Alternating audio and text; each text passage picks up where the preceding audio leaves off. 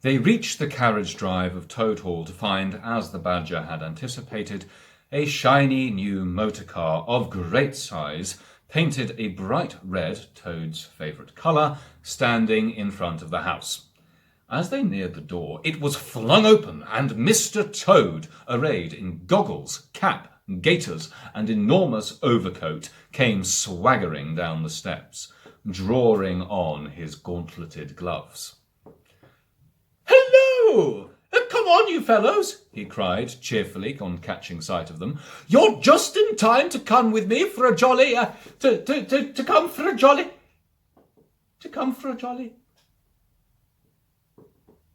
His hearty accents faltered and fell away as he noticed the stern, unbending look on the countenances of his silent friends, and his invitation remained unfinished. The Badger strode up the steps.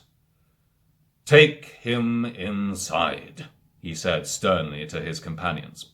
Then, as Toad was hustled through the door, struggling and protesting, he turned to the chauffeur in charge of the new motor car. "I'm afraid you won't be wanted today," he said. "Mr. Toad has changed his mind. He will not require the car. Please understand that this is final. You needn't wait."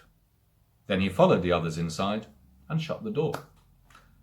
"Now then," he said to the Toad when the four of them stood together in the hall, "first of all, take off those ridiculous clothes."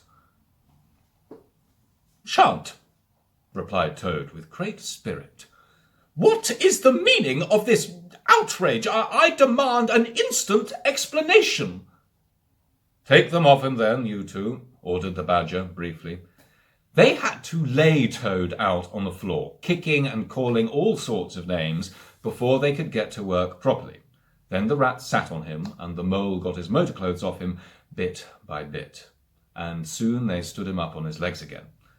A good deal of his blustering spirit seemed to have evaporated with the removal of this fine panoply. Now that he was merely Toad, and no longer the terror of the highway, he giggled feebly and looked from one to the other appealingly, seeming quite to understand the situation.